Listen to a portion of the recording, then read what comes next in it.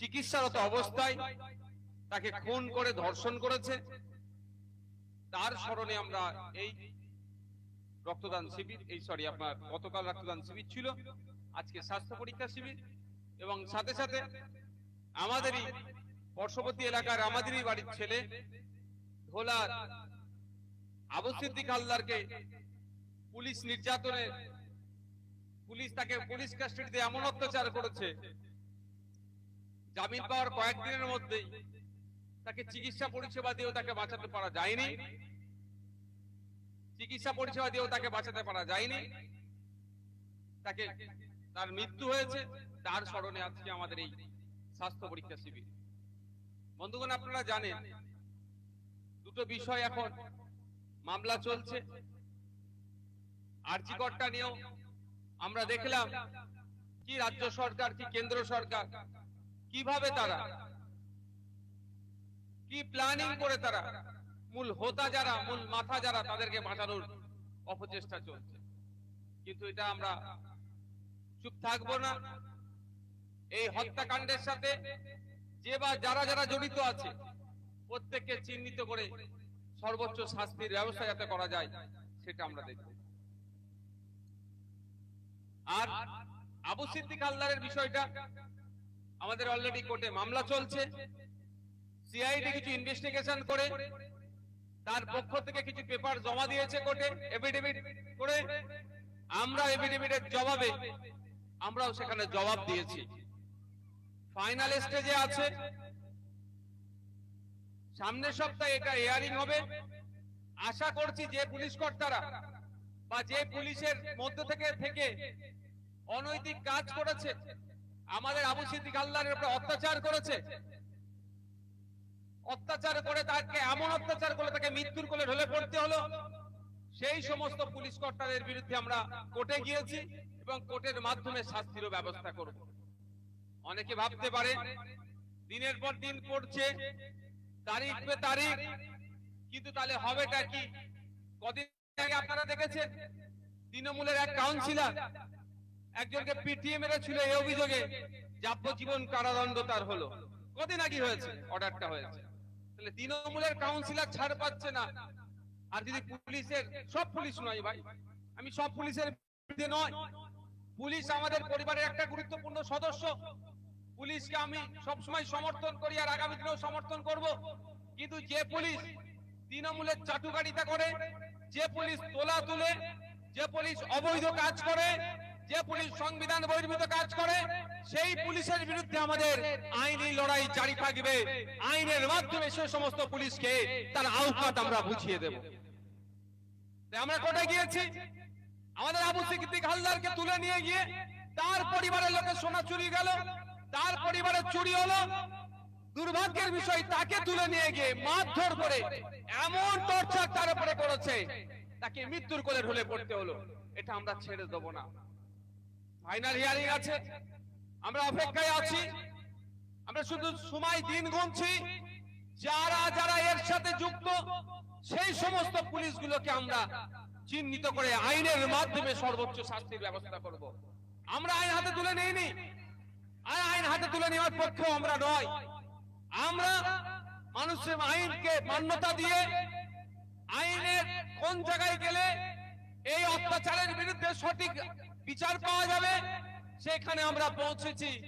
সেখান থেকে আমরা বিচার ব্যবস্থার মাধ্যমে আমরা ওই ঢোলা থানার যে সমস্ত পুলিশরা এর সাথে যুক্ত আছে তাদের বিরুদ্ধে আমরা ব্যবস্থা গ্রহণ করব।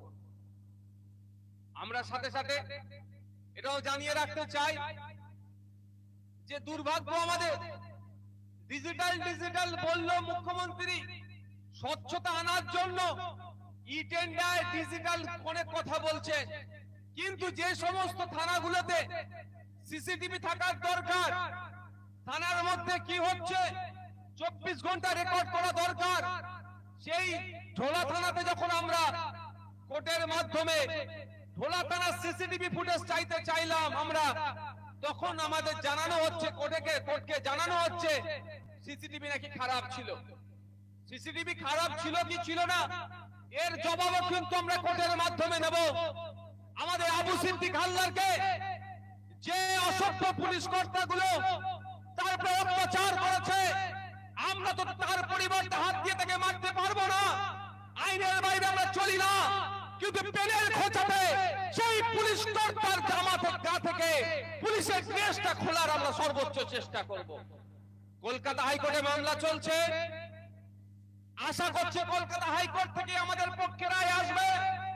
তাও আপনারা জানিয়ে দিতে চাই, যদি মনে হয় আমাদের কলকাতা হাইকোর্টের রায়টাকে অপছন্দ হয়, এখনো যদিও রায় আসেনি, সেই বিষয়ে আমার কথা বলা উচিত নয়, তারপরেও বলে যাচ্ছি, আমি আবু সিদ্দিক আল্লাহর পরিবারকে জানিয়েছিলাম, আজকেও বলছি, প্রয়োজনে আমাদের আবু সিদ্দিকের জন্য আমাদেরকে যদি সুপ্রিম কোর্টে যেতে হয়, ইন্ডিয়ান সেকুলার ফ্রন্ট সুপ্রিম কোর্টে যাবে। আবু সিদ্দিককে যারা খুন করলো, যাদের অত্যাচারে আবু সিদ্দিককে মৃত্যু হতে হলো, তাদেরকে আমরা একদম ছাড় দেব না। ভাই তুমি একটু এদিকটা আসো না, কেন এখানটা দূর থেকে দেখছো অসুবিধা, তুমি ওদিকে যে বসতে অসুবিধা হচ্ছে কেন, আর ওইখানে বসতে অসুবিধা হচ্ছে কেন?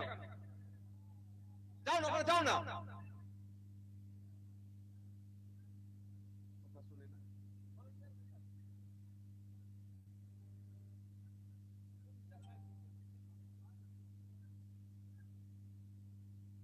ভালো করে বসো ভাই, ভালো করে বসো। আমারও কমফোর্ট লাগবে বক্তব্য দিতে, আমারও কমফোর্ট লাগবে বক্তব্য দিতে, আর নাহলে ভাববো তোমাদের অসুবিধা হচ্ছে, শেষ করে দিয়ে চলে যাবো। ভাই প্রায় 3.5 ঘন্টা গাড়ি জার্নি করে এসেছি, যদি না পছন্দ লাগে বলে বক্তব্য ছেড়ে দিয়ে চলে যাচ্ছি, শেষ করে দিচ্ছি। তাহলে একটু সুন্দর পরিবেশ তৈরি করতে হবে ভাই।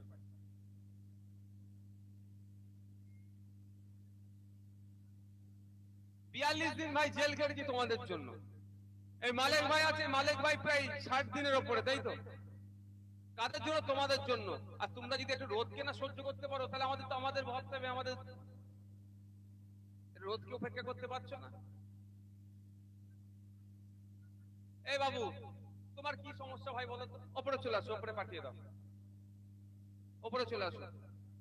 আর না লোক একটা চেয়ার দিয়ে দাও।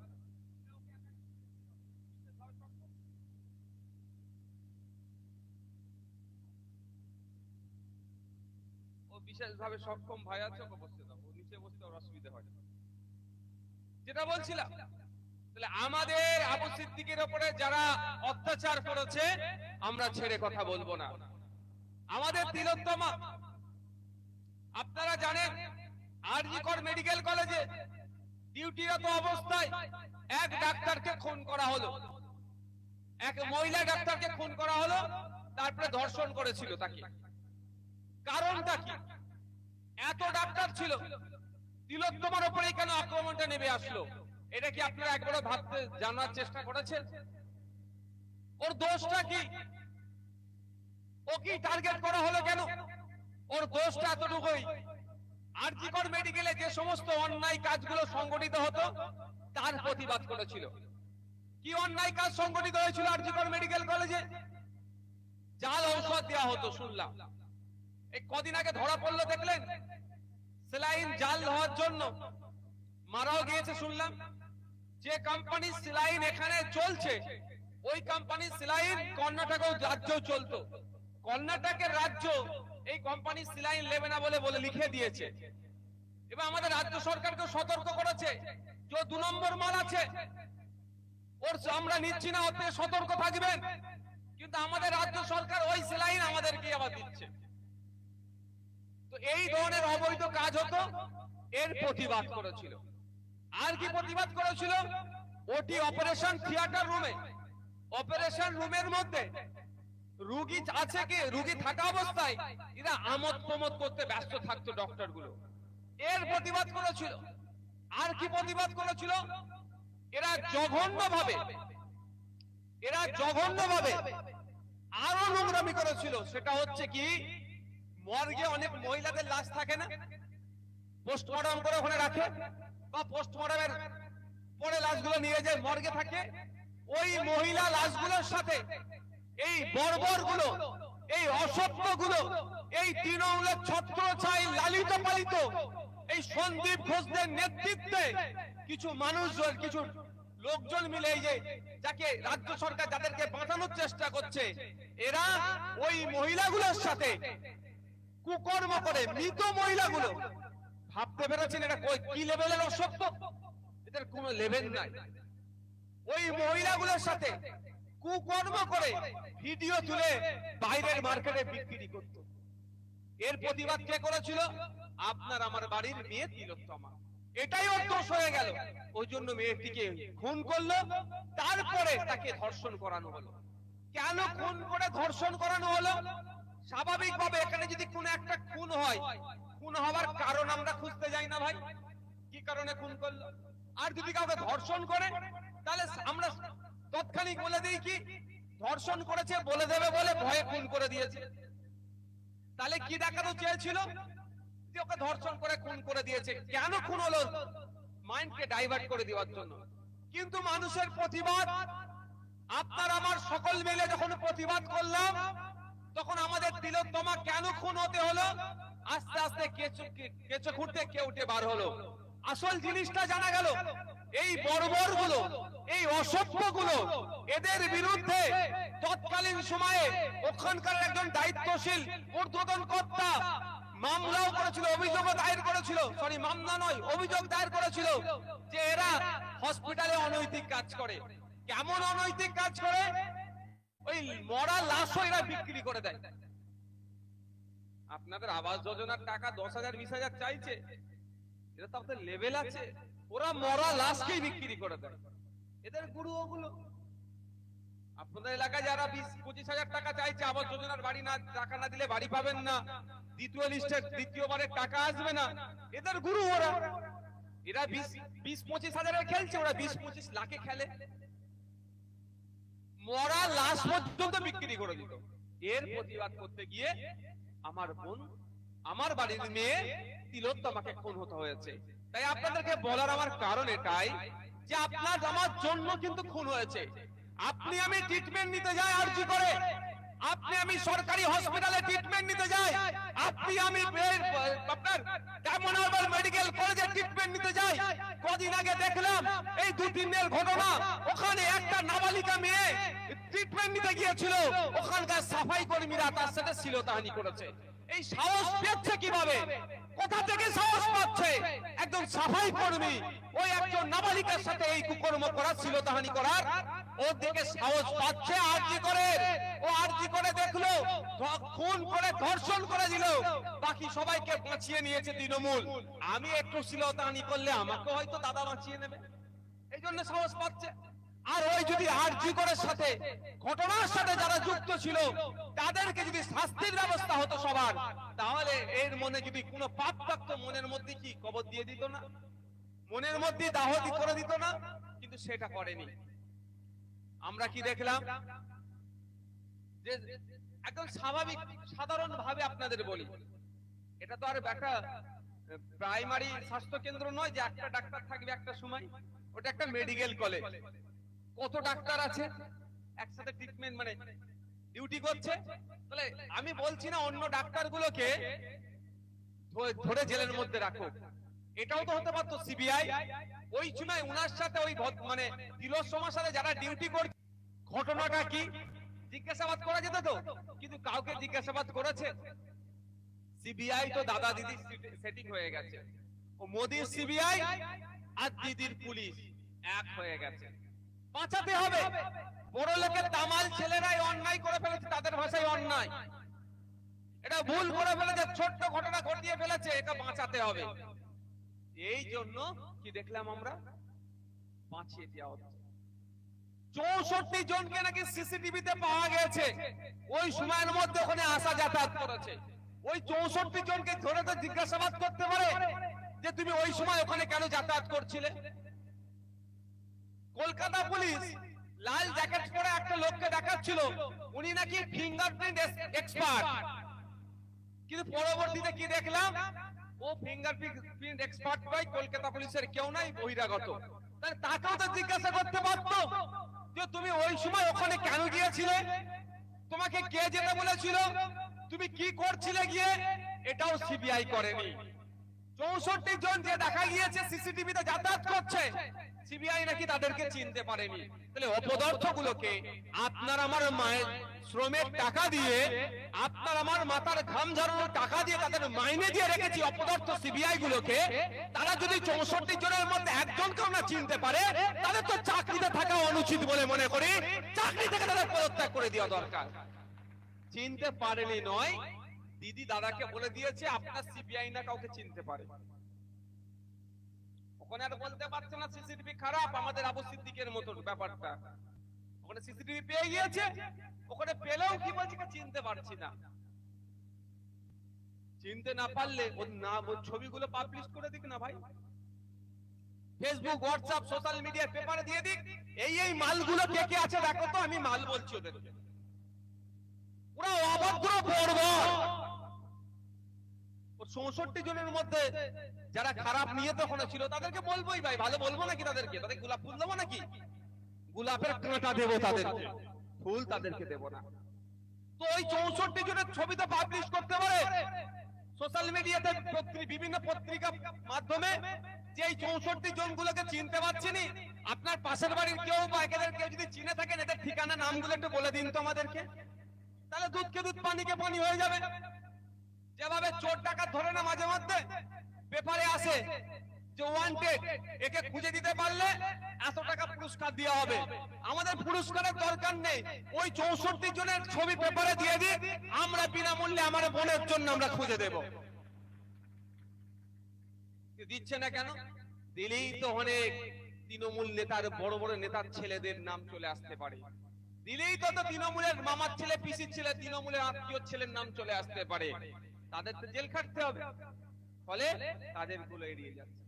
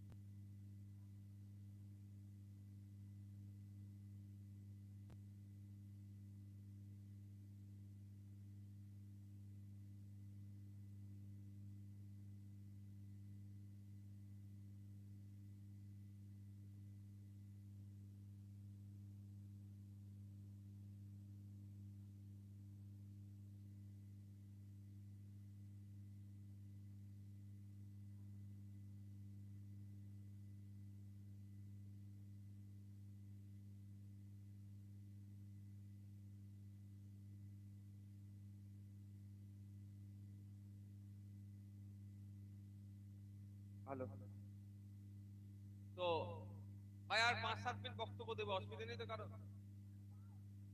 অসুবিধা আছে ভাই? অনেক রৌদ্র, যে যেখানে পাচ্ছেন বসুন, অসুবিধা নেই। আমাদের ম্যানেজমেন্টের অভাব, উপরটা দেওয়া দরকার ছিল, সেট করে দেওয়া দরকার ছিল। রৌদ্র আছে অনেকটা, বুঝতে পারছি। তবে তাহলে কি 64 জনের মধ্যে অনেক আছে দোষী, অনেক আবার নির্দোষ থাকতে পারে। তাদের গুলোকে আনলে জিজ্ঞাসাবাদ করে অনেক কিছু পাওয়া যেত, কিন্তু এড়িয়ে গেল। আমার বলার বক্তব্য ওটাই, কেন মেয়েটিকে খুন করলো? মেয়েটি আমাদের জন্য প্রতিবাদ করেছিল। হসপিটালে আমরা যাই পরিষেবা নিতে, সেখানে ঠিকঠাক পরিষেবা না পাওয়ার ফলে আমাদের যারা পরিষেবা নিতে যায় তাদের উপরে অন্যায় হয়, এর প্রতিবাদ করেছিল বলে খুন হতে হলো। আমাদেরকে কেন জেলে রেখেছিল? আমরা এখানকার চাষি ভুষি মানুষদের হয়ে কথা বলতাম, দলিত আদিবাসী মুসলমান পিছড়ে বর্গের মানুষের কথা বলি, তাদের অভাব অভিযোগ তুলে ধরি, তাদের সাথে অন্যায় হচ্ছে এ কথা বলি আমাদেরকে 42 দিন জেলে রেখেছিল। একইভাবে আমার ওই বোনটার সাথেও এই অন্যায়টা হয়েছে। পারলে আমাদেরকে মেরে দিতে, আজকে মারেনি কালকে মেরে দিতে পারে, এদেরকে একটু বিশ্বাস নাই, কিন্তু আমাদেরকে লড়াই করে যেতে হবে। তাই বলার আমার কারণ যে আমার বোনটা, আমার পরিবারের এই সদস্যটা আমাদের জন্যই খুন হতে হয়েছে, আমাদের ভালোর জন্যই তিনি প্রতিবাদ করেছিলেন, আমরা তাকে ভুললে চলবে না। তাই সে যাতে তার খুনি যারা আছেন, উপযুক্ত যাতে বাকি যারা আছে সর্বোচ্চ যাতে শাস্তি পায়, তার জন্য আমাদেরকেও কিন্তু চিৎকার করতে হবে। আমরা তাদেরকে চুপ যদি বসে যাই তাহলে আগামী দিনে আরো বাড়বে। তার প্রমাণ তো আপনাদের এই পাশেই, একদম এই পাশেই ডায়মন্ড হারবার মডেল বলে চিৎকার করে দুটো ঘটনা রিসেন্ট ঘটেছে। একটা ওই হসপিটালের মধ্যে একটা নাবালিকাকে শ্লীলতাহানি করেছে, আমি তো মনে করি ওই আরজি করে ইফেক্ট এটা। আর একটা কি একটা সেবাশ্রয় না কি সব করছে, বজবজ থেকে কিছু মানুষ ট্রিটমেন্ট নিতে যায়নি, তাদেরকে ধরে মারধর করেছে। মানে হচ্ছে আপনার মতের আপনাকে না ইচ্ছে থাকলেও ওখানে গিয়ে আপনাকে ট্রিটমেন্ট নিতে হবে, আর এরা সংখ্যাই বলবে এত লক্ষ মানুষ পরিষেবা নিয়েছে, আর যদি না যান আপনাকে পিটবে। এই অপশাসনের অবসান হওয়া দরকার আছে না নাই? এই অপশাসনের অবসান হওয়ার জন্যই ইন্ডিয়ান সেকুলার ফ্রন্ট রাস্তায় নেমেছে। ইন্ডিয়ান সেকুলার ফ্রন্ট বলে প্রত্যেকটা মানুষের নাগরিক অধিকার মাথায় নিয়ে তিনি বাঁচবেন, কারো দয়াতে মানুষ বাঁচবে না। সংবিধানকে অধিকার দিয়েছে, সেটা নিয়ে আমরা বাঁচবো। সংবিধান আমার চলাচলের স্বাধীনতা দিয়েছে, ফ্রিডম অফ মুভমেন্ট আমার ধর্মচর্চার স্বাধীনতা দিয়েছে, খাদ্যাভ্যাসের স্বাধীনতা দিয়েছে, যে যা স্বাধীনতা যা দিয়েছে সেগুলো ক্রমশ হস্তক্ষেপ করা হচ্ছে। আজকে আপনারা দেখছেন সারা দেশে মুসলিম সম্প্রদায়কে টার্গেট করে তাদের উপর আক্রমণ নামাচ্ছে এই বড় বড় বিজেপি দলেরা। হ্যাঁ, মুসলমানদের উপর আক্রমণ নামছে, কিন্তু মুসলমানদের সাথে সাথে দলিত আদিবাসীদের উপরেও কিন্তু একইভাবে আক্রমণ নামছে। এতদিন বাইরের রাজ্যে দেখছিলাম, এখন আমাদের রাজ্যে দেখছি প্রতিনিয়ত কোন না কোন সম্প্রদায়ের মানুষ আক্রান্ত হচ্ছে। কখনো আদিবাসী আক্রান্ত হচ্ছে, কখনো মুসলিম আক্রান্ত হচ্ছে, কখনো দলিত আক্রান্ত হচ্ছে। এই শিবরাত্রি পালন করলাম আমার হিন্দু সমাজের বৃহত্তর সমাজের মানুষেরা। আমরা কালকে একটা ভয়ঙ্কর একটা খবর দেখলাম, বর্ধমানের 130টি পরিবার পিছিয়ে বর্গের হওয়ার জন্য, দলিত হওয়ার জন্য তাদেরকে মন্দিরে যেতে বারণ করেছে। এটা কোন বাংলা আমাদের? একদিকে মুসলমানদের ধর্মীয় কারণে টিপ্পনি কাটছে, পিটানো হচ্ছে, ট্রেনের মধ্যে অত্যাচার করছে, সেই পাক সার্কাস হোক আর আপনার রানাঘাট হোক, বিভিন্ন জায়গায় আমরা দেখছি। আর অপরদিকে উত্তরোত্তর বৃদ্ধি পাচ্ছে, দলিত হওয়ার জন্য মন্দিরে যেতে পারবে না। এই কালচার পশ্চিমবাংলায় ছিল না। পশ্চিমবাংলায় হিন্দু মুসলিম নির্বিশেষে উচ্চ বর্ণ পিছিয়ে বর্গের কোনো ভেদাভেদ ছিল না। এখানে সবাই আমরা পশ্চিমবাংলাবাসী, এই সম্প্রীতি, এই ঐক্য, এই সৌহার্দ্য আমাদের ছিল। আর আজকে ডেটে দেখুন আস্তে আস্তে আমরা কোন জায়গায় চলে যাচ্ছি। ও হিন্দু মুসলমান খেলছে, হিন্দু মুসলমান যখন হয়ে যাচ্ছে তখন হিন্দু হিন্দু তুমি দলিত আমি উচ্চ বর্ণ, এই লড়াই হচ্ছে। এইগুলোকে বন্ধ আমাদের করতে হবে। এইগুলোকে বন্ধ করতে গেলেই রাজনৈতিক ক্ষমতা অর্জন করতে হবে। আর রাজনৈতিক ক্ষমতা অর্জন করতে গেলে ওই তৃণমূলকে পরাস্ত করার জন্য বিজেপি তার তার অল্টারনেটিভ নয়। তৃণমূল বিজেপিকে পরাস্ত করার জন্য অল্টারনেটিভ হচ্ছে আইএসএফ, ইন্ডিয়ান সেকুলার ফ্রন্ট। যে ইন্ডিয়ান সেকুলার ফ্রন্ট আদিবাসী, দলিত, উচ্চবর্ণ, পিছিয়ে বর্গের সহ মুসলমান নির্বিশেষে প্রত্যেকটা মানুষের অধিকারের জন্য সোচ্চার হয়। আপনাদের বলবো, অনেকে ভাবছে যে তৃণমূলকে জব্দ করার জন্য বিজেপিকে ভোট দেব। দেখুন, বিজেপি আর তৃণমূলের মধ্যে কিছু ফারাক নাই। মুদ্রার এপিট আর ওপিট, টাকার এপিট আর ওপিট, দুটো দলই কিন্তু টিকি বাঁধা কোথায় বলুন তো? নাগপুরে। শোরুম আলাদা আলাদা জায়গায় হতে পারে, একটা কচুবেড়িয়াতে দোকান আছে আর একটা দোকান কুলপির মেন বাজারে আছে, মালিক কিন্তু একজনই, সেটা আরএসএস। সেটা কোথায়? নাগপুর। তৃণমূল আলাদা দল দেখতে পাচ্ছেন, বিজেপি আলাদা দল দেখতে পাচ্ছেন, দুটো সভাপতি আলাদা দেখতে পাচ্ছেন, কিন্তু এই দুটো দলের কন্ট্রোলার কোথায়? নাগপুরে হয়েছে। তাই আমাদেরকে ঐক্যবদ্ধ হতে হবে। হিন্দু মুসলিম নির্বিশেষে আমাদের অধিকার প্রতিষ্ঠার জন্য আমাদেরকে এক হয়ে 2026 নির্বাচন আসছে, এই বিজেপি তৃণমূলকে পরাস্ত করতে হবে। কেউ যদি ভাবে বিজেপির হাত থেকে বাঁচার জন্য আমাকে তৃণমূলকে ভোট দিতে হবে, ভাই 2021 সালে দিয়েছেন তো আপনাদের কুলপি বিধানসভাতে। এটা আমি আমার কথা বলবো না, আমি বললে হয়তো অনেকে বিশ্বাস করবে না। কদিন আগে দেখছিলাম কুলপি বিধানসভার মুসলিম কিছু নেতৃত্বরা একদম প্যাডে লিখে ছেড়েছে যে আমরা মুসলমান, আমাদেরকে ঠিক মতো জায়গা দিচ্ছে না। বলেনি কি গো, উঠছিল না? আমি বললে বলবে মুসলমানদের জায়গা দেয় না, তৃণমূলের নেতারাই বলছে। তাহলে ভাই ভোটটা দিয়ে লাভ কি হলো? ওদের বাদ দাও, ওদের ওই মুসলমান আর ওই হিন্দু দুজনেই তোলার জন্য ক্ষমতা দখল করতে চায়। ওই হিন্দু মুসলমান মানুষের উপকার করার জন্য ক্ষমতা দখল করতে চায়নি। ও দুটো এক ক্যাটাগরির জিনিস, ও আমাদের দরকার নেই, ও বাতিলের খাতায়, আমরা ওদেরকে নেব না। কিন্তু বলুন, 2021 সালের সময় বলেছিল যে বিজেপিকে আটকাতে হবে, ভোটটা দাও। এই কুলপির মানুষেরা ওদের কথাই ভরসা করে যে ভোট ভাগাভাগি করলে নাকি বিজেপি চলে আসবে। 77টা এসে গিয়েছে, এটা মাথায় রাখুন। কিন্তু 2016-তে 2-3টে ছিল, এখন 77টা করে দিয়েছে। 2026-এ ওদের ফর্মুলাই পড়লে 147 পার করে দেবে, কিন্তু আপনি ধরতেই পারবেন না। কি বলছি বুঝতে পারছেন তো? আপনারা অনেক মিসগাইডেড হয়ে বা যেইভাবে হোক আপনারা কি করেছেন, ভোটটা তৃণমূলকে দিয়েছিলেন যে একটা ভালো সরকার চলবে, বিজেপিকে জব্দ করবে, তাই তো নাকি ভাই? যে মুসলমানরা ভোটটা দিয়েছিল, যে ধর্মনিরপেক্ষ হিন্দু মুসলিম নির্বিশেষে আমরা অশান্তি চাই না এই ভেবে যে বিজেপিকে আটকাতে পারবে একমাত্র তৃণমূল, ভোটটা দিয়েছিলেন। এখন কি দেখছেন? বিজেপি কি আটকাচ্ছে? আপনাদের মনে হয় বিজেপিকে আটকাচ্ছে? বিজেপিকে আরো বাহাবা দিচ্ছে, বাড়িয়ে চালিয়ে খেলার জায়গা দিচ্ছে। তার প্রমাণ আমি দিচ্ছি। কদিন আগে মমতা ব্যানার্জি মহাশয়া বিধানসভার ভিতর থেকে কি বললে, যে ওই সম্প্রদায়ের মানুষ যদি রাস্তায় নামে সামলাতে পারবেন তো, বলেছে না? শুনতে খুব ভালো লাগলো, আমার হয়ে দিদি কথা বলেছে। কিন্তু 2021-এর নির্বাচনের সময় কি বলেছিলেন এই মমতা ব্যানার্জি মহাশয়েরা? কি বলেছিলেন অভিষেক ব্যানার্জিরা? কি বলেছিল তৃণমূল কংগ্রেস? যে ভোটগুলো আমাদের দাও, আমরা বিজেপিকে জব্দ করব। ভোট আমাদেরকে দাও, আমরা বিজেপিকে আটকাবো। ও মুসলমানরা ভোট দিল, মুসলমানরা সরকার গঠনে সহযোগিতা করলো। এখন মুসলমানদেরকে দিন দুপুর রাত বিরেত কখনো বাদ দিচ্ছে না। শুভেন্দু অধিকারী, সুকান্ত মজুমদাররা, বিজেপিরা আবার মুসলমানদেরকে আন্দোলন করতে বলছে। ভোট দিলেন, সরকারে আনলেন, আবার আপনাকে আন্দোলন করতে হবে। তাহলে সরকারে নেই, ওদের লাভটা কি হলো ভাই? এখন ক্ষমতায় কি আছে? তৃণমূল আছে। মুখ্যমন্ত্রী কে? মমতা ব্যানার্জি। পুলিশ মন্ত্রী কে? মমতা ব্যানার্জি। তাহলে এদের কাজ কি হবে? এদের বিরুদ্ধে ব্যবস্থা গ্রহণ করো তো। সকাল সন্ধ্যায় মাদ্রাসাকে নিয়ে গালাগালি করছে, মুসলমানদেরকে নিয়ে গালাগালি করছে, দেশদ্রোহী বলছে, যা পারছে যা মুখে আসছে মুসলিমদের বিরুদ্ধে বলে যাচ্ছে, লাগাতার আক্রমণ করে যাচ্ছে বিজেপি। কই বিজেপির একটা নেতার বিরুদ্ধে মমতা ব্যানার্জির পুলিশ ব্যবস্থা নিয়েছে? এই ব্যবস্থা নিয়েছে? শুধু আমি একবার একটা কথা বলেছিলাম, একবার নয় একাধিকবার বলেছিলাম, দালালকে দালালি বলবো, তার জন্য আমার নামে নোটিশ পাঠিয়ে দিল। আর মমতা ব্যানার্জির পুলিশকে খালিস্তানি বলে গত বছরে আইপিএস অফিসারকে খালিস্তানি বলেছিল বিজেপির একটা দল, যে দলের মধ্যে শুভেন্দু অধিকারী ছিল, ওই দলের মধ্যে থেকে আওয়াজ উঠেছিল খালিস্তানি বলে, তাদের বিরুদ্ধে ব্যবস্থা গ্রহণ করেছে।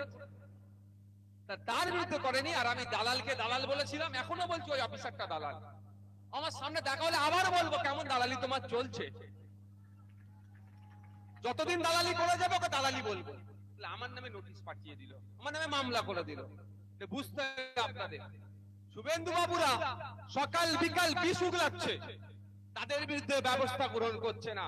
আর নওশাদ সিদ্দিকী সম্প্রীতির কথা বলছে, ঐক্যের কথা বলছে, বাংলাকে এগিয়ে নিয়ে যাওয়ার কথা বলছে, হিন্দু মুসলমানের মধ্যে একসাথে থেকে বাংলাকে কিভাবে এগিয়ে নিয়ে যাওয়া যায় তার কথা বলছে, মুসলিমদের ওবিসি সার্টিফিকেট দিয়ে কথা বলছে, দলিত ভাইদের এসসি সার্টিফিকেট নিয়ে কথা বলছে, আদিবাসীদের এসটি সার্টিফিকেট নিয়ে কথা বলছে। কেন দলিত আদিবাসী মুসলমানরা পিছিয়ে যাচ্ছে, এদেরকে এগিয়ে নিয়ে যেতে হবে, এই কথা যখন বলছে, আমাকে আটকাবে কিভাবে, সেই ধর সব অপচেষ্টা চালাচ্ছে। আর যে হিন্দু মুসলমানের বিভেদ হোক, আদিবাসীর মধ্যে বিভেদ হোক, যাতে যাতে বিভেদ হয়ে যাক, সমাজে একে অপরের নাম মুখ দেখে, এই অপচেষ্টা যিনি চালাচ্ছেন তার বিরুদ্ধে কোনো মামলা করছে না। বুঝতে হবে আপনাদের কেন করছে না বলুন তো।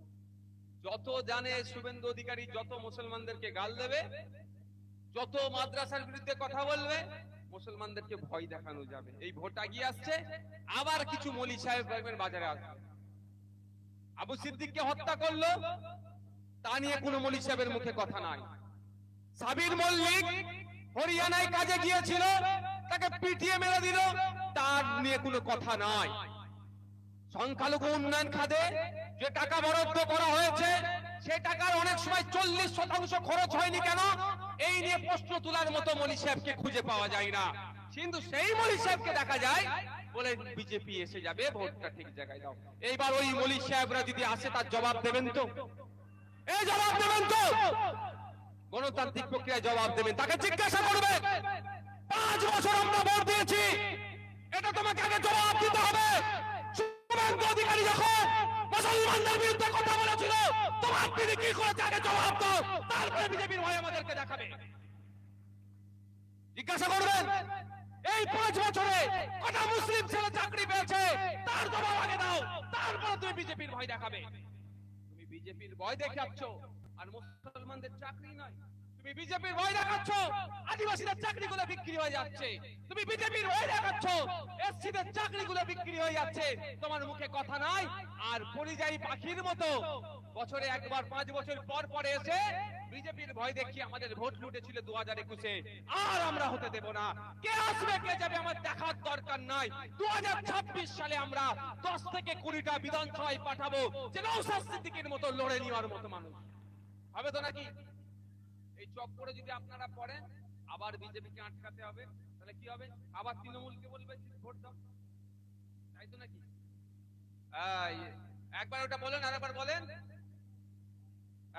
যা হয়ে গেছে হয়ে গেছে, আর নয়, আর ভয় পাওয়ার জায়গা নয়, আর ভয় পাওয়ার জায়গা নাই। আমি আপনাদের একটা কথা বলছি, যদি কালকেই নির্বাচন হয়, যদি আগামী কালই নির্বাচন হয়, আর শান্তিপূর্ণ নির্বাচন হয়, বুথ দখল থেকে শুরু করে ভোট না চুরি হয়, আমি দায়িত্ব নিয়ে বলছি, বিজেপি 20টা সিট পাবে না, আর তৃণমূল 50টার নিচে থাকবে। দুজন মিলে কটা পাবে? 70টা পার করতে পারবে না, বাকি সব অবিজেপি ও তৃণমূল পাবে। কালকে যদি নির্বাচন হয়, বিজেপি সংগঠন ধ্বংস নেই, কে নেতা হবে ওই নিয়ে লড়াই করছে। কিন্তু মিডিয়াকে বাঁচিয়ে রেখেছে, আর তৃণমূল বিজেপিকে বাঁচিয়ে রেখেছে। মিডিয়া আর তৃণমূল বিজেপিকে বাঁচিয়ে রেখেছে। বিজেপিকে তৃণমূল না বাঁচিয়ে রাখলে আপনাকে ভয়টা দেখাবে কি দেখিয়ে ভাই? আপনাকে ভয়টা দেখাতে হবে তো, ভয় খাওয়াতে হবে তো। আপনার ভোটটা কিভাবে নেবে? আচ্ছা, একটা কোন ইস্যুর কথা বলুন, যে ইস্যুতে মুসলমানদেরকে বলবে ভাই ভোটটা আমাকে দাও। একটা কোন ইস্যুর কথা বলুন, যে ইস্যুতে আদিবাসীকে বলবে আমাকে ভোটটা দাও।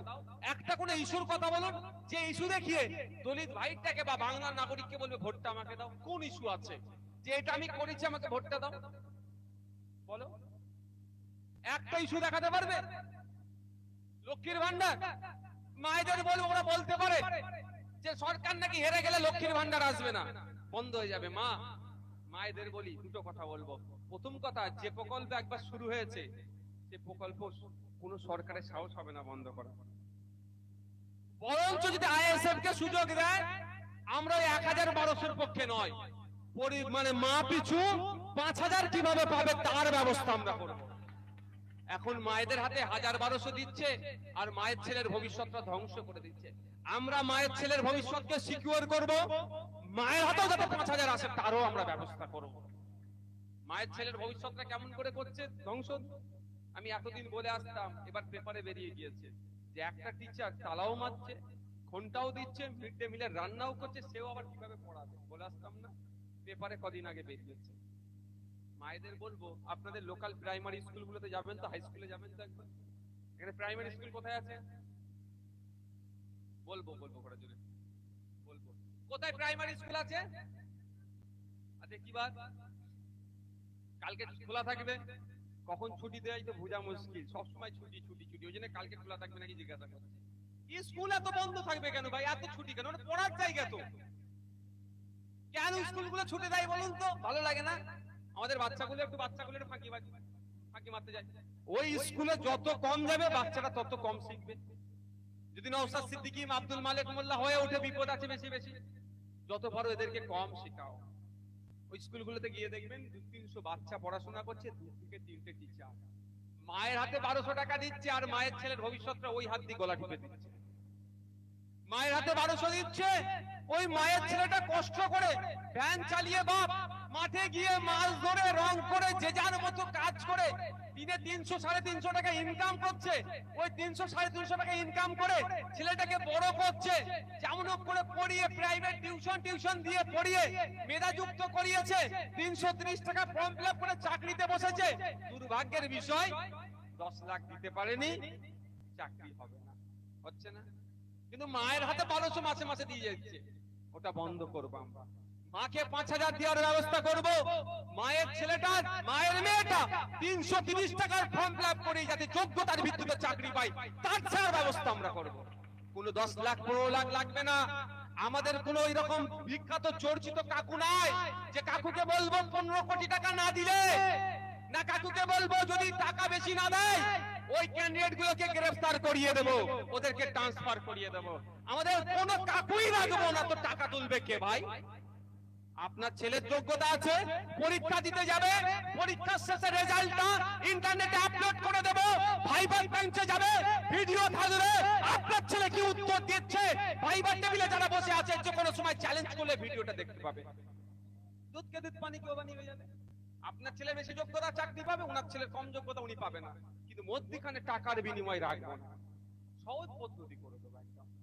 ক্ষমতা আছে রাজ্য সরকারের, করতে পারবে। ভাইবার টেবিলে কি হচ্ছে তো জানি না। আপনার ছেলেকে ডাকলো, বাবু তোমার নাম কি, তোমার বাবার নাম কি, তোমার মায়ের নাম কি, চলে যাও, মানে বাদ দিবে। তার মানে ইন্টারভিউ দিতে গিয়ে বাপের নাম জিজ্ঞাসা করবে ভাই, দেখো সাবজেক্টের উপরে বা আরো আনুষঙ্গিক যেটা থাকে। আর অমুকের ছেলেকে ও রোল নম্বরটা মিলে ঠিক চলে যাও।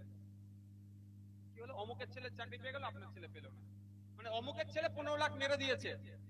এটা বন্ধ করতে হবে। কি হবে? ও যখন ইন্টারভিউ হবে তখন ভিডিও ক্যামেরা হবে। এই ভিডিও ক্যামেরা হচ্ছে ভিডিও ক্যামেরা হবে একদম। আপনার ছেলের চাকরি হয়েছে, উনি ওনার ছেলে মনে করলো আমার সাথে ইনজাস্টিস হয়েছে, আমার সাথে ইনজাস্টিস হয়েছে, আমার চাকরি পাওয়ার দরকার ছিল, ভাইভাতে গিয়ে আমাকে বাদ দিয়ে দিয়েছে, মনে হতে পারে তো। তাহলে এটাকে চ্যালেঞ্জ করার জায়গা নাই। তাহলে ভিডিওগ্রাফি যদি থাকে ও চ্যালেঞ্জ করতে পারে। ওই ওনার এতজনের ভিডিওগ্রাফি চেক করা হোক আর আমারটা হোক, আমাকে কি কোশ্চেন করেছে, আমি কটা উত্তর দিয়েছি, ওদেরকে কি কি কোশ্চেন করেছে, ওরা কি উত্তর দিয়েছে, কোর্টে যখন সাবমিট করবে দুধকে দুধ পানিকে পানি হয়ে যাবে। এই ব্যবস্থা যদি আপনারা চান, সেখানে হিন্দু দলিত আদিবাসী মুসলমানের কোনো ব্যাপার নয়। আমার পাড়ার একজন হিন্দু মায়ের ছেলেও তার মেধা থাকলে সেও চাকরি পাবে। আমার একজন পাড়ার 1000 টাকা যিনি এখন লক্ষ্মীর ভান্ডার পাচ্ছেন, সেই মায়ের ছেলেরও মেধা থাকলে সে চাকরি পাবে। আমরা এখানে কোনো আটকাবো না, ভিডিও থাকবে, যে যার মতো চ্যালেঞ্জ করে নিতে পারবে। এটা তো আমরা চাই। পরীক্ষা দিয়ে আসছেন, ওএমআর শিটের কপিটা ইন্টারনেটে আপলোড হয়ে যাবে। হবিবুর রহমান কত পেয়েছে, আব্দুল হারুন কত পেয়েছে, আব্দুল মালিক কত পেয়েছে, সনাতন কত পেয়েছে, শুভময় কত পেয়েছে, বিশ্বজিৎ কত পেয়েছে, সব ইন্টারনেটে দেখা যাবে। যে যার পারবে দেখতে পাবে, সারা পৃথিবীর মানুষ চাইলে দেখতে পারবে। অসুবিধা আছে কিছু? আমি তো বলছি চুরি করব না, আমি বলছি চুরি করব না। তাহলে সারা পৃথিবীর মানুষ দেখুক না, অসুবিধা কোথায়? কার কি উত্তর, মানে অ্যানসার শিট কি আছে, ওএমআর শিট যেটাকে বলে। কিন্তু এটা করলে তো চুরি ধরা পড়ে যাবে, মারলে আর চাকরি হবে না। এই সমাজ ব্যবস্থাটা পরিবর্তন আমরা করতে চাইছি। এই যে ভাই বলছে আবাস যোজনার কথা, আমি প্রথম বলে যাই আপনাদেরকে, আবাস যোজনার জন্য 10,000 20,000 কেন 10 পয়সা 20 পয়সা কোনো নেতা খেতাকে আপনারা দেবেন না। আর যে নেতা খেতা 10 পয়সা 20 পয়সা চাইছে, আপনারা ঘরে বসে মোবাইল ফোন বার করবেন, থানার ইমেল আইডিতে ওই নেতার নামে একটা কমপ্লেন করে দেন। পারবেন? করে দেন। কমপ্লেনের কপি আমাদের নেতাদের হাত দিয়ে আমাকে পাঠান, ওই কপি নিয়ে আমি মুখ্যমন্ত্রীর সামনে বিধানসভায় ধরবো। আমি বলবো এবার কি ব্যবস্থা গ্রহণ করছেন আমাকে একটু জানান। কি বলছি বুঝতে পারছেন? ওখানে আমি জবাব চাইবো, ওখানে আমি জবাব চাইবো যে আপনার দলের রত্ন, এই দেখুন রত্ন অমুক নাম, আপনার দলের রত্ন আমার গরিব ভাইয়ের কাছ থেকে 20,000 চেয়েছে। ও ব্যাটার 12টা বেজে 13টা করে দেবে মুখ্যমন্ত্রী। ওই বিধানসভা থেকে মেসেজ করবে জেলার নেতাকে, জেলার নেতা ব্লককে বলবো পদ আগে কাঁড় আর ওকে জেলে ভর। আমি জিজ্ঞাসা করবো যে এখনো যে কবে জেলে ভরবে, তাহলে 20 পয়সা দেবেন না, 20,000 তো দূরের কথা। ওর বাবার টাকা নয়, আর মমতা ব্যানার্জির টাকা নয়, মোদিরও টাকা নয়, এই টাকা আমাদের ভারতীয়দের টাকা, আমাদের ট্যাক্সের টাকা, আমাদের ট্যাক্সের টাকা আমাদের কাছে ঘুরে আসছে। যে মমতার নিচ্ছ আর মমতা বদনাম করছো, মমতা কি ট্যাক্সাল থেকে দিচ্ছে নাকি ভাই? পানি বোতলটা দেখি, একটা পানি বোতল আছে, এই পানি বোতলটা দাও, দাও দাদি দাও, দাও একবার দাও, ছুড়ে দাও, ছুড়ে দাও, ধরে নাও, ছুড়ে দাও। আমি একটু বোঝানোর জন্য পানির বোতলটা নিলাম। মমতা ব্যানার্জি ট্যাক্সাল থেকে দিচ্ছে নাকি?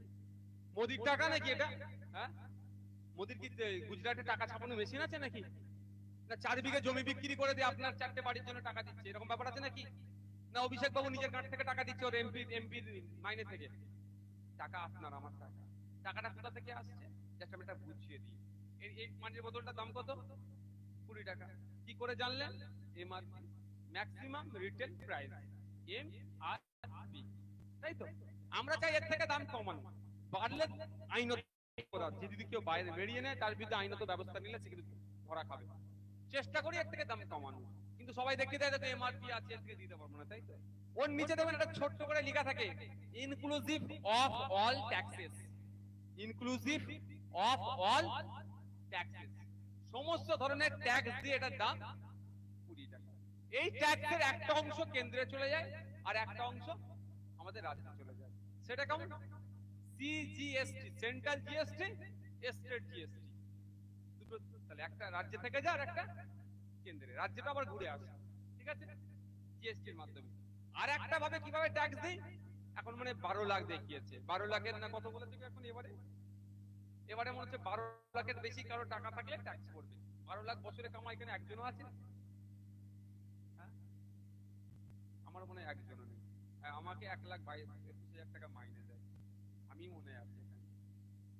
আর কেউ আছে? একটা এমএলএ মাস গেলে 1,21,000 টাকা পাই, তার পাবলিককে সার্ভিস দেওয়ার জন্য। কি করার জন্য? পাবলিককে সার্ভিস দেওয়ার জন্য 1,21,000 টাকা দেয়। সে টাকাটাও আপনাদের ট্যাক্সের টাকা। তাহলে দুই রকম ভাবে আমরা ট্যাক্স দিই।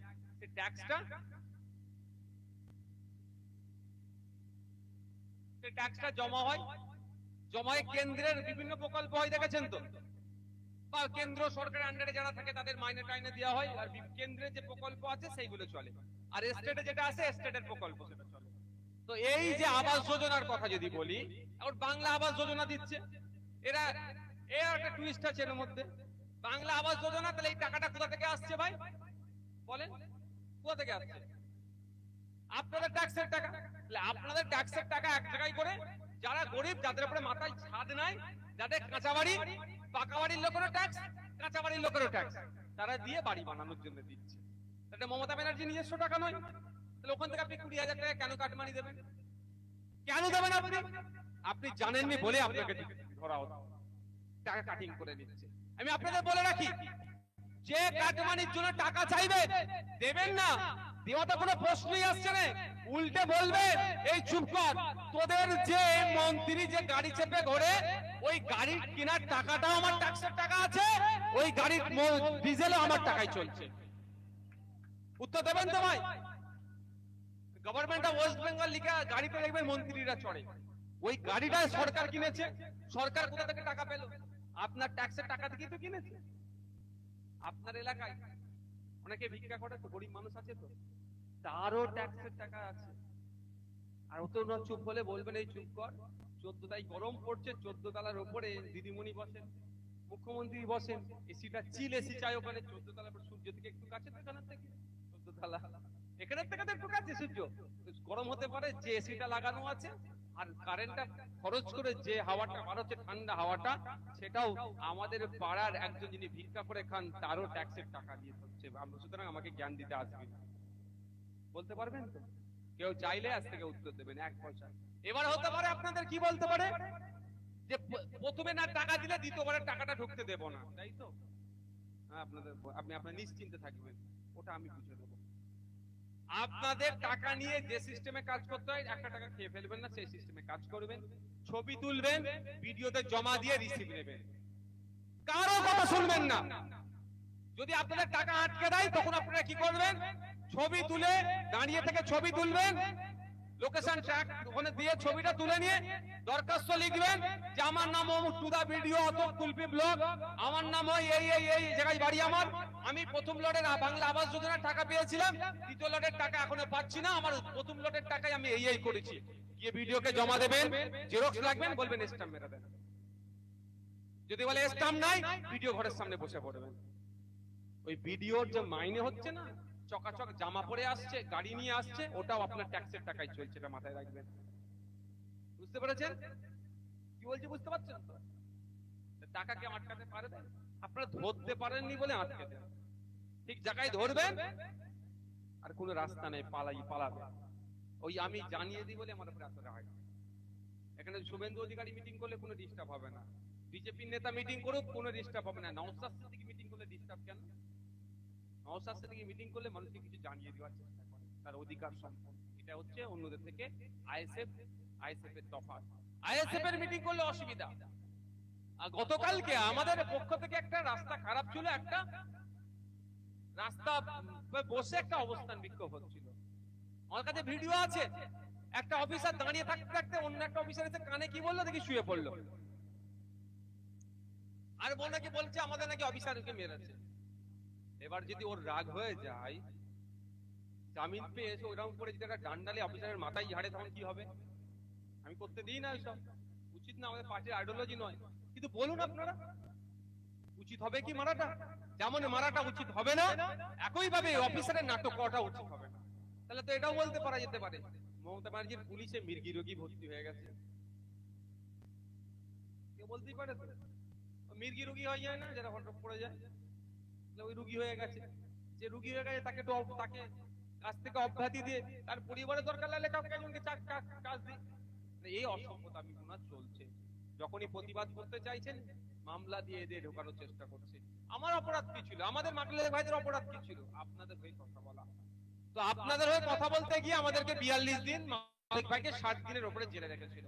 আমি আপনাদের এখানে একটা কথা দিয়ে যাচ্ছি আপনাদের কাছে, মানুষের অধিকারের জন্য কথা বলবো। সেটা হিন্দু হতে পারে, দলিত হতে পারে, আদিবাসী হতে পারে, উচ্চ বর্ণের মানুষ হতে পারে, মুসলমান হতে পারে, রাজবংশী হতে পারে, গোর্খা হতে পারে, যে কোনো সমাজের মানুষ হতে পারে। তাদের উপরে অত্যাচার হলে তাদের পাশে থেকে অত্যাচারীদের বিরুদ্ধে কথা বলবো।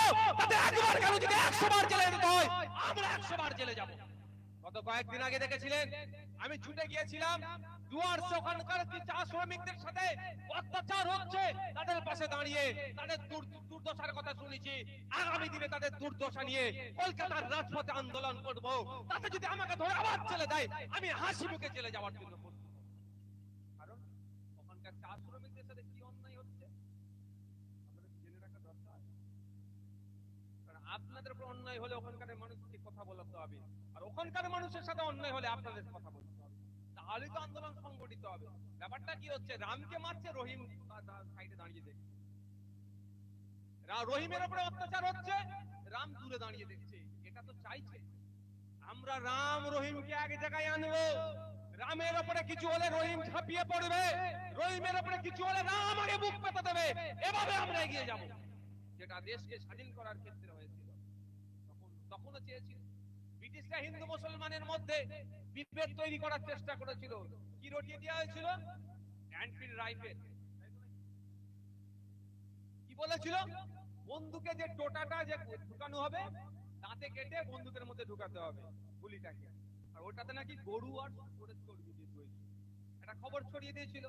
স্বাভাবিকভাবে হিন্দু সমাজের মানুষেরা গরুর চর্বি মুখে দিতে চাইবে না, আর মুসলমান সমাজের মানুষেরা শুকরের চর্বি লাগানো আছে মুখে দেবে না। তাহলে ব্রিটিশদের বিরুদ্ধে আন্দোলন বন্দুক দিয়ে আর হবে না।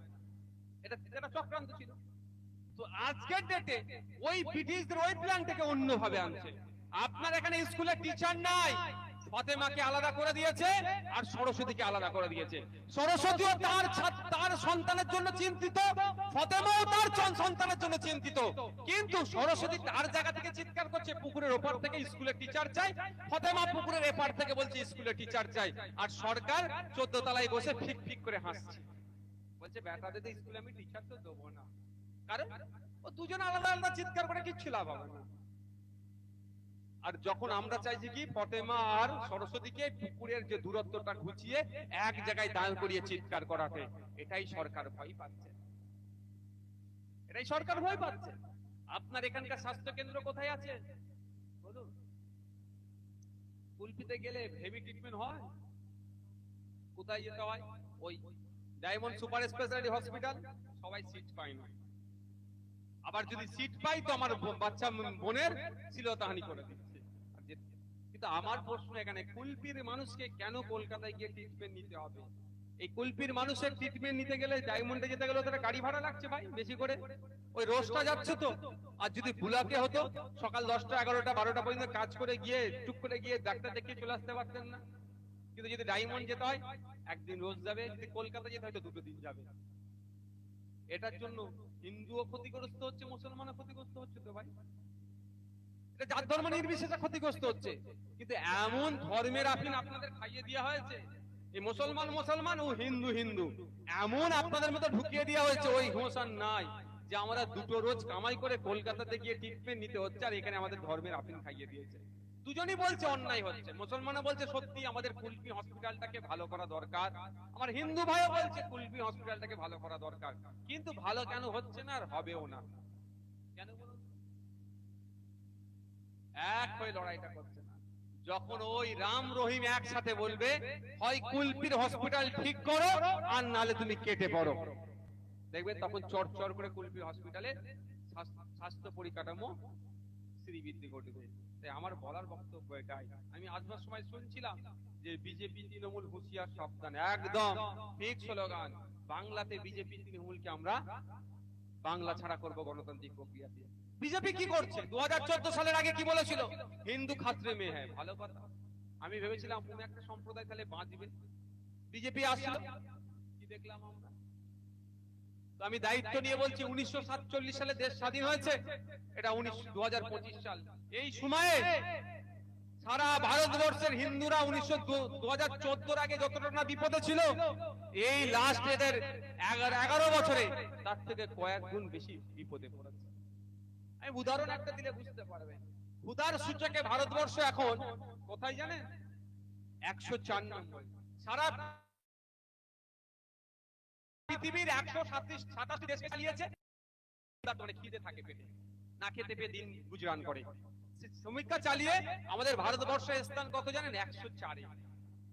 এবারে আপনি যদি বলুন 100টা মানুষকে যদি সমীক্ষা করি, 100টা মানুষ রাত্রেবেলা না খেয়ে ঘুমাচ্ছে, ধর্মীয় পরিচয় যদি তার দেখি, মুসলমান কত? 14% তো সারা ভারতবর্ষে। তাহলে 100টা মানুষের মধ্যে 14টা মানুষ, আমি ধরছি সবকটা মুসলমানই না খেয়ে ঘুমাচ্ছে, তাহলে কজন? 14 জন। তাহলে 86 জন কোন ধর্মের? অন্যান্য ধর্মের আরো 6 জন ছেড়ে দিচ্ছি, তাহলে 80 জন কিন্তু হিন্দু ধর্মের মানুষ রাত্রে না খেয়ে ঘুমাচ্ছে। তাহলে এই হিন্দুদের ক্ষতি করলো না ভালো করলো?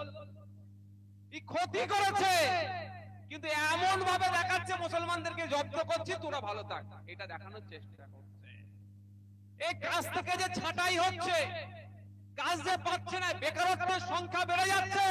তাহলে 100 জন বেকার যুবক থাকলে 14 জন সংখ্যার ভিত্তিতে মুসলমান, 80 জন তাহলে আপনার হিন্দু। তাহলে বেকারত্বের সংখ্যা বাড়ছে, কোন ধর্মের মানুষ বেশি বেকার হচ্ছে? এ বলুন জোরে। মুসলমানকে জব্দ করার নাম করে হিন্দুদের কেউ জব্দ করে দিচ্ছে মোদী। এই কুম্ভ মেলাতে প্রথমে বলে নাকি মমতা ব্যানার্জি যেভাবে কুম্ভ মেলার নামকে নিয়ে খিল্লি করেছে, চরম আমরা বিরোধিতা করছি। কারণ একটা ধর্মীয় অনুষ্ঠানের নামকে এরা পরিবর্তন করতে পারে না। কালকে কোন একটা ঘটনা যদি ঘটে ঈদকে নিয়ে, তাহলে ঈদকে অন্য নামে রাখবে মমতা ব্যানার্জি? এটা কোনদিন ধর্মপ্রাণ মানুষেরা মেনে নিতে পারবে না। আমরা এর প্রতিবাদ করছি। কিন্তু কুম্ভ মেলাতে প্রতি 144 বছর পরে পরে নাকি এই ধরনের একটা বিশাল ধর্মীয় কার্যকলাপ হিন্দুরা করে। তাদের ধর্মীয় বিশ্বাস, অন্য কারো ক্ষমতা নাই তার উপরে আগুন তোলার, আমরা সেখানে আগুনও তুলতে পারবো না। তাদের ধর্মীয় বিশ্বাস, ওখানে গিয়ে স্নান করলে নাকি সে পাপ মুক্ত হতে পারে। তাই সারা ভারতবর্ষ থেকে কোটি কোটি মানুষ যাবে ওখানে, স্বাভাবিক ব্যাপার এটা। কিন্তু ওখানে যোগী আদিত্যনাথের প্রশাসনের অপদর্থতার ফলে যোগী আদিত্যনাথ দায়িত্ব নিয়ে ওখানকার হিন্দু মানুষগুলোকে খুন করলো। তাহলে যোগী কি হিন্দুদের রক্ষাকর্তা? বিজেপি বলেছে হিন্দুদের বাঁচাবে, আর বিজেপির রাজ্যে হিন্দুরা কি হলো? খুন হয়ে গেল। তাহলে হিন্দুদের ক্ষতি করছে না এরা? এই ধরনের ঘটনা 144 বছরের ইতিহাসে আমার মনে হয় নাই। তাহলে যোগীর এসে হিন্দুদের ক্ষতি করে দিল, কিন্তু হিন্দুকে বাঁচাবে বলেছিল। এটাও বলে রাখছি, ভারতবর্ষে অপুষ্টিতে ভোগা শিশুর সংখ্যা আফ্রিকার দুটো দেশের পরই স্থান। অপুষ্টিতে ভোগা মানে যে পুষ্টি পাওয়ার দরকার সেটা আমাদের বাচ্চারা পাচ্ছে না। তাহলে 100 জন বাচ্চা যদি থাকে তার মধ্যে তাহলে 80টা কোন ধর্মের? এ বলুন, হিন্দু ধর্মের মানুষ, আর 14টা বাচ্চা মুসলমান ধর্মের। কিন্তু বাচ্চা ধর্মে আমি বিভাজন করি না, কিন্তু বোঝানোর জন্য বলছি, হিন্দুকে বাঁচাতে এসে আজ 80টা বাচ্চা অপুষ্টিতে ভুগছে, এটা থেকে উদ্ধারের কোনো চিন্তা ভাবনা নাই। ওর 2014তে বলেছিল হিন্দু খাতরে মেয়ে বলে, হিন্দুদের ভোট পেয়ে ক্ষমতায় এসেছে, হিন্দুদের ভোট নিয়েছে, ভোট নিয়ে অমিত শাহজির ছেলের ব্যবসা 15,000 গুণ বৃদ্ধি পেয়ে গেল। আর আপনার এই বাজারে আমার সনাতন কাকার ছেলেটার ব্যবসা ক্রমশ পিছিয়ে যাচ্ছে। জিজ্ঞাসা করবেন হিন্দু সমাজের যারা আছে, আজ থেকে 10 বছর আগে যে ব্যবসা চলতো আর আজকে তাদের ব্যবসার অবস্থা কোন জায়গায়? কিন্তু হিন্দুকে বাঁচাতে এসেছিল। আর অমিত শাহর ছেলে আইসিসির এখন টপ পোস্টে চলে গেছে। আগে জীবনে ব্যাট ধরেনি, বিসিসিআই ভারতবর্ষে যে ক্রিকেট বোর্ড আছে তার প্রধান হলো, সেটা থেকে আবার লাভ মেরে ইন্টারন্যাশনাল ক্রিকেট কাউন্সিল যেটা আছে আইসিসি, তার টপে বসে গেল। আর আমার পাড়ার রহিম এই রাম কাকার ছেলে ক্রমশ পিছনে চলে যাচ্ছে। এইটা নিয়ে চিন্তা ভাবনা নাই। আর আমাদের 2011 সালের আগে মমতাবাই মুখ্যমন্ত্রী, মমতা ব্যানার্জি কি বলেছিল? মুসলমান বিপদে আছে, সাচার কমিটির সুপারিশ গুলো দেখিয়েছিল, মুসলমানের শিক্ষা নাই, স্বাস্থ্যতে মুসলমান পিছিয়ে, পড়াশোনা নাই, এন নাই তেন নাই, অনেক কান্না কেঁদেছিল। মুসলমানরা ভাবলো এবার আমাদেরকে কেউ উদ্ধার করতে আসবে, ভোট দিলে ভালো কথা। কিন্তু কি দেখলেন আপনারা? যখন মমতা ব্যানার্জি 2011 সালে ক্ষমতায় এসেছিল, 100 জন সরকারি চাকরি করলে 4 জন মুসলমানকে খুঁজে পাওয়া যেত। তার মধ্যে একটুখানি পয়েন্টটা মাথায় রাখবেন, 100 জন সরকারি চাকরি করলে 4 জন মুসলমান থাকতো। এই 14 বছর 15 বছরে, ক বছর হচ্ছে গো? 11 এটা, এই 14 বছরে এত ভালোবেসে ফেলেছে আপনাদের, বললো ওই আব্দুল সত্তার, আব্দুল জব্বার, আব্দুল করিম, এদেরকে সরকারি চাকরি করে কষ্ট করতে হবে না একদম। কেন কষ্ট করবে তোমরা? এত তোমাদেরকে ভালোবাসা দিয়েছে, ঘরের পাশে মদের দোকান খুলে দিচ্ছে, মদ খাওয়ার ঘরে পড়ে থাকো, সরকারি চাকরি তোমাদের করতে হবে না। কি করেছে? 100টা সরকারি চাকরি করলে এখন 1 টাকাও খুঁজে পাবেন না। ভালোবাসা আপনাদেরকে বাঁচাতে এসেছিল। বলেছিল ওয়াকাফ সম্পত্তি উদ্ধার করব। এই রাজ্যে এখনো 75,000 বিঘা ওয়াকাফ সম্পত্তি উদ্ধার করতে পারেনি আমাদের রাজ্য সরকার। বলেছিল ওয়াকাফ সম্পত্তি উদ্ধার করব। এই রাজ্যে ওয়াকাফ সম্পত্তির উপরে বিজেপির পার্টি অফিস বানিয়ে রেখেছে, এই রাজ্য সরকার সেটাকে উদ্ধার করতে পারেনি। বলেছিল কবরস্থানের পবিত্রতা রক্ষা করব, এই রাজ্য আমলে এই রাজ্য সরকার তৃণমূল কবরস্থানের উপরে তাদের পার্টি অফিস বানিয়েছে। তাহলে উপকার হলো? ওই যে তৃণমূল বিজেপি হুঁশিয়ার, সাবধান, একদম একজন হিন্দুদেরকে ভুল, একটা দল হিন্দুদেরকে ভুল বুঝিয়ে হিন্দুদের মাথার উপরে থেকে ক্ষমতায় দিতে চাইছে, আর একটা দল মুসলমানদের ভুল বুঝিয়ে মুসলমানদের মাথার উপরে পা দিয়ে ক্ষমতায় যেতে চাইছে। আর আমরা কি দেখলাম? 2011 সালের আগে অভিষেক বাবু, পাশি তো অভিষেক বাবুর এলাকা, অভিষেক বাবু 2011 সালের আগে কি ছিল, আর আজকে 2025 সালে অভিষেক বাবু কোথায় দাঁড়িয়েছে? যেমন অমিত শাহজির ছেলে আইসিসি টপ পোস্টে চলে গিয়েছে, আর অভিষেক বাবুর এমন জায়গায় পৌঁছে গিয়েছে যে জায়গায় চোখ দেখাতে যায়, সত্য মিথ্যা জানি না ভাই, 1 কোটি টাকা দিয়ে নাকি ফিস কাটতে হয়।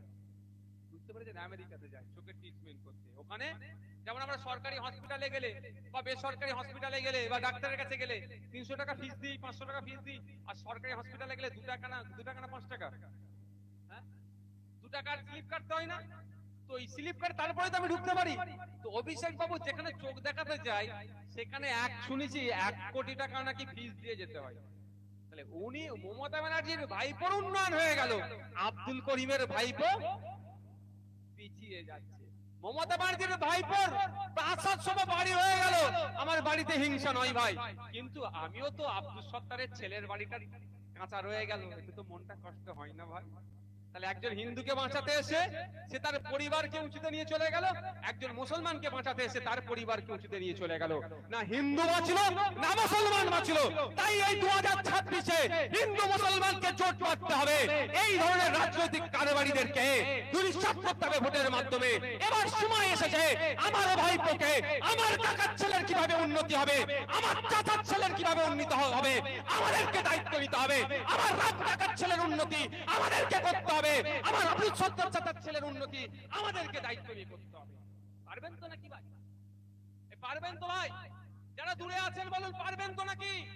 না বলবে বিজেপি চলে আসবে বলে আবার হ্যাঁ ওই টোপার খাবে। একবার খেয়ে গিয়েছেন ভাই, বুঝতে পেরেছেন তো?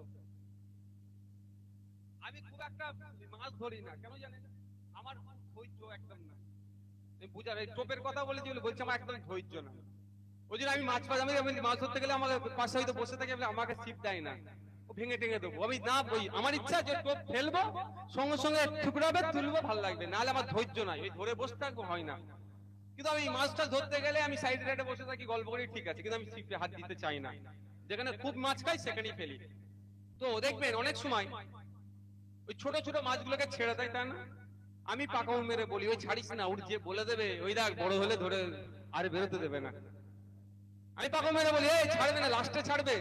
ওই ছোটটা গিয়ে ওই বাকি মাছগুলোকে বলে দেবে এই বড় হলে কিন্তু ওই যাস না, ওই ধরে নিয়ে খাবে বলে ধরছে, আমি ছোট বলে বেঁচে গেছি। তো আমাদেরকে একবার আমাদের টোপ খাইয়ে দিয়েছে। তো এখনো কিন্তু আমরা জালে ঢুকিনি ভাই, জালে এখনো আমরা ঢুকিনি, এটা মাথায় রাখবেন। টোপ উগলে দেওয়ার সময় আছে, অপশন আছে। টোপ এখনো গিলিনি আমরা, গিলা মানে দিন মতো হবে। এক সময় বিজেপি অপোজিশনে, আম আদমি পার্টি ক্ষমতায় ছিল, এখন ঠিক উল্টো করে নিল ওরা, ওদের সাথে আলোচনা করে এবার তুমি চলে যাও, আমি অপোজিশনে আসি, আর কোন ধর্ম নিরপেক্ষ শক্তিকে রাখবো না। তো 2026-এ যদি বিজেপিকে শাসনে দিয়ে দেয় আর তৃণমূল যদি অপোজিশনে চলে এসে বাকিকে যদি ধ্বংস করে দেয়, কথা বলার কে থাকবে ভাই? তাহলে এখনো টোপ কিন্তু গিলিনি আমরা, এখনো অপশন আছে। বাকি মাছগুলোকে দিয়ে বলে দিন আর নয়, 2026 আসছে, লড়াই করার মতো আমরা 20টা ভেতরে পৌঁছাবো। কে ক্ষমতায় আসলো কে গেল তার ঠিকা, তার দায় আমাদের নয়। আমাদের হয়ে বলার লোক আমরা কটা তৈরি করতে পারলাম সেটা আমাদের দেখতে হবে। আমাদের হয়ে বলার লোক ইন্ডিয়ান সেকুলার ফ্রন্ট, এই রমজান মাসে ইফতারের কেন দাম বেড়ে যায়, বিধানসভায় যে বলছে সেই ধরনের লোককে বেশি করে পাঠাবো। জঙ্গলি জঙ্গলের অধিকার যাতে ফিরে পায়, বিধানসভায় যে বলছে সেই রকম লোককে পাঠাবো। বিপ শিডিউল আদিবাসীদের যে অধিকার সেটা পূর্ণাঙ্গ রূপে বাস্তবায়ন করতে হবে। যে অধিকারের কথা বলছে তাকে আমরা বিধানসভায় পাঠাবো। এই ধরনের আমাদেরকে কিন্তু শপথ নিতে হবে, এই ধরনের শপথ আমাদের নিতে হবে। আর না হলে ওরা ঠিক উল্টে দেবে। বিজেপি ক্ষমতায়, তৃণমূল অপোজিশনে, মধ্যখানে কাউকে রাখবে না, ওরা সব ভাগযোগ করে নিয়ে নেবে। তাহলে আপনার হয়ে কথা বলার কে থাকবে? কেউ থাকবে কি? 2021 সালটায় আমরা তো অনেকটা বুঝতে পারিনি। 2021 সালে আমরা হয়তো বুঝতে পারিনি, আমাদের যা ভুল বুঝিয়েছে বুঝে নিয়েছিলাম। এখন তো আমাদের চোখ কান খুলে গেছে ভাই, এখন হাতে ইন্টারনেট এসে গেছে, দেখে নিয়েছেন তো ভাই, এখন আর ভুল বুঝাতে পারবে কি? তাই আমি আপনাদের অনুরোধ করব, 2026 সালটা কিন্তু প্রচন্ড টার্নিং পয়েন্ট। আপনি আপনার ভবিষ্যৎ কি থাকবে এটা কিন্তু নির্ভর করছে, মাথায় রাখবেন। ভোট এখন 1 বছর বাকি, এখন আগে থেকে বলার কারণ এটাই, ওই মলি সাহেবরা এসে ভুল বুঝালে তাদেরকে আগে ধরবেন। যে আগে বলো 5 বছরে কটা মুসলমানকে চাকরি দিয়েছো, মুসলমান পাড়াতে এসে বলবে। দলিত তো চাকরি দেয় না, আদিবাসীকেও চাকরি দেয় না, ফেক এসটি/এসসি সার্টিফিকেটে নন আদিবাসী নন দলিতদেরকে চাকরি দিয়ে দিয়েছে। তার বিরোধিতা আমরা করি, কিন্তু মলি সাহেব কোথায় এসে বুঝাবে? মুসলিম পাড়াতে। তাকে ধরবেন যে 5 বছরে এই 5 বছরে কত মুসলিম ছেলের নামে মিথ্যা মামলা হয়েছে, তার জবাবটা আগে দাও তো। সারা পশ্চিম বাংলায় প্রায় 25,000 মানুষ জেলে আছে, তার মধ্যে 3,000 ফরেনার বিদেশি নাগরিক আর 22,000 মতো আমাদের। ওই 22,000-এর মধ্যে প্রায় দেখে 10 থেকে 12,000 আরো বেশি মুসলমান ছেলেরা অনেক আবার মিথ্যে মামলায় জেলে আছে। কেন ভাই? তুমি তো মুসলিম দরদি বলছো, তুমি তো মুসলমানদের ভালো চাইছো, তাহলে মুসলমানদের ছেলেগুলো কেন মিথ্যে মামলায় জেলে রেখেছো? তুমি তো মুসলমানদেরকে ভালোবাসবে বলছো, তাহলে আবু সিদ্দিক হালদারকে যে যে পুলিশ অত্যাচারে মেরে দিল, সেই পুলিশের বিরুদ্ধে তুমি কেন ব্যবস্থা নিচ্ছ না? কেন আমাদেরকে কোর্টে যেতে হচ্ছে? তুমি বলছো মুসলমানকে ভালোবাসো, সাবির মল্লিককে হরিয়ানায় পিটিয়ে মেরে দিল, কেন উকিল দিচ্ছ না হরিয়ানা করতে যে মামলা করার জন্য? তুমি বলছো মুসলমানদের ভালোবাসো, তাহলে কিভাবে ভালোবাসো? তার প্রমাণ কোথায়? ভালোবাসে না ভাই, বিজেপির ভয় দেখায়, অল্টারনেটিভ অপশন নাই। আপনারা ভোটের জায়গায় ভুল করবে ভোট দিয়েছেন, তাই অনুরোধ আপনাদের ভোটটা এবার সঠিক জায়গায় দেবেন, যেন আপনাদের হয়ে কথা বলার লোক বিধানসভার মধ্যে যায়।